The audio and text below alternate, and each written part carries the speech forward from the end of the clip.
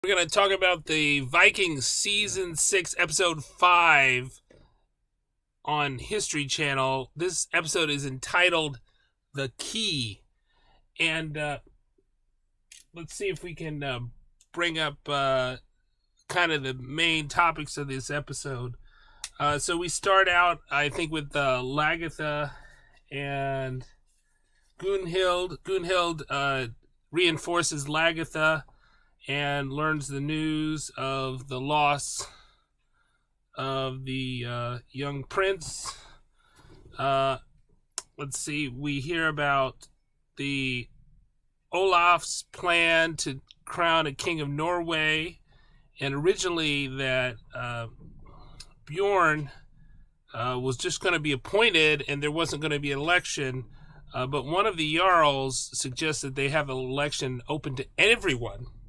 And why not let anyone join into that election? And so my name's Linus Wilson. Subscribe to the channel. We cover fantasy TV. We cover the Witcher games and the Witcher Netflix.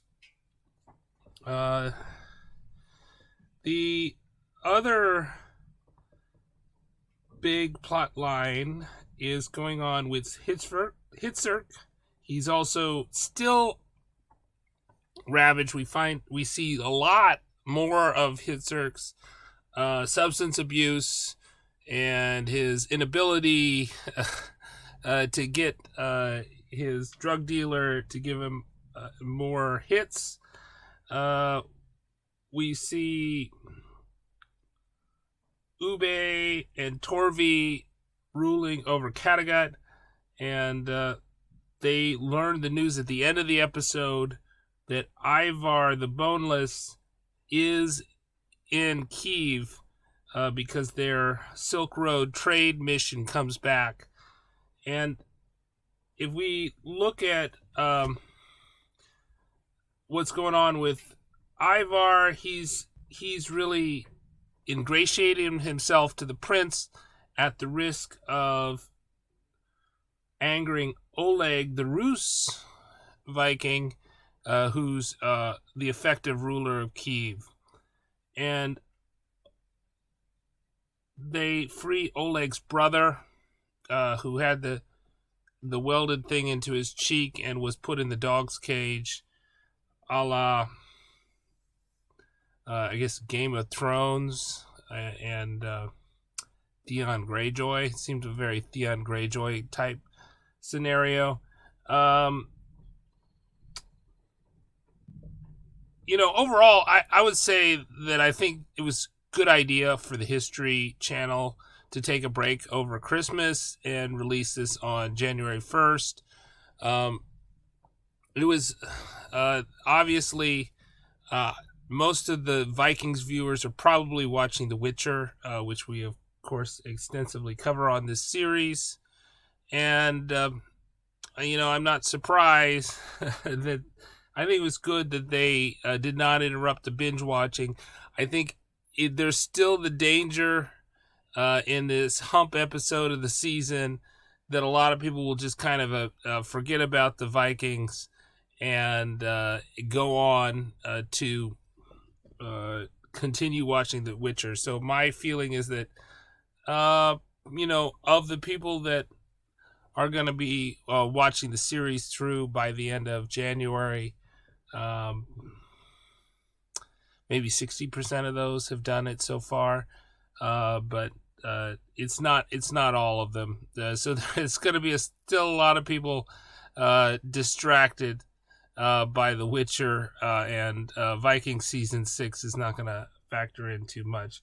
Of course, I mentioned on this channel that Vikings Valhalla, the spinoff to this, which is going to deal with the exploration of North America and the North Atlantic Ocean by the Vikings, that is upcoming on Netflix after this series concludes on the History Channel this season. And it's a two-part season. We're actually halfway through the first episode, the first 10 episodes, and then there's going to be a second 10 episodes that is going to be released sometime in 2020, later than when this is going to finish sometime in February. So, I guess the point is that Ivar's a bad guy, but he's not as bad as Oleg. And, he's his own man. He's willing to take risk. And he's also ingratiated himself with the prince who has the true claim to the Rus Vikings throne. And so he's got the backing of the young prince, even if he's kind of scheming against Oleg. And, of course, Oleg showed that he is ruthless, and the guards that let his brother go and were distracted were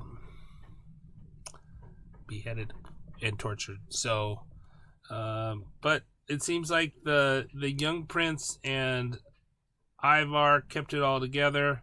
But then we're introduced to this Princess Katya, Oleg's future bride, is how he introduced her.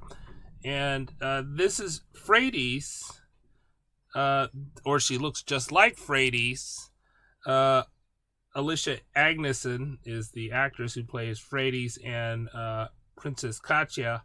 And that's Ivar's former wife, who he strangled at the end of season 5 because she betrayed him.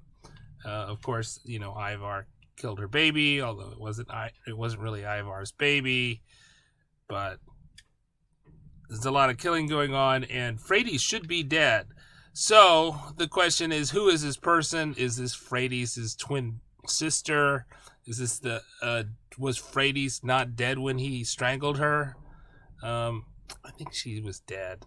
I think, I'd have to go back and watch it, but I think she's dead. I'm guessing this is her twin sister, and I'm also guessing that Oleg does not have the power of resurrection.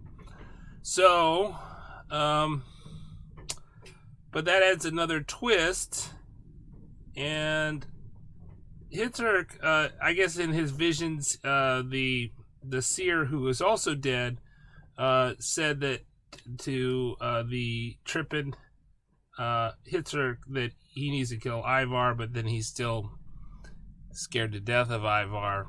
So I thought the interesting thing with the whole Olaf, Bjorn, and Harald Finehair storyline was that, Harald met all the Jarls when they came to town, whereas Bjorn just laid back. Not only did Bjorn open it up to election, so instead of just nominating him as king, he opened up to other challengers, but he also didn't press the flesh, and he didn't talk to the people.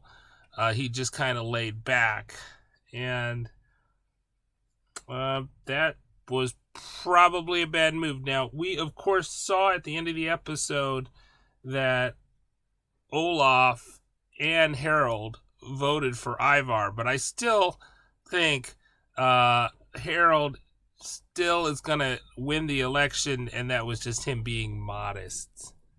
And we'll see how the other Jarls and Kings vote in episode 6, maybe.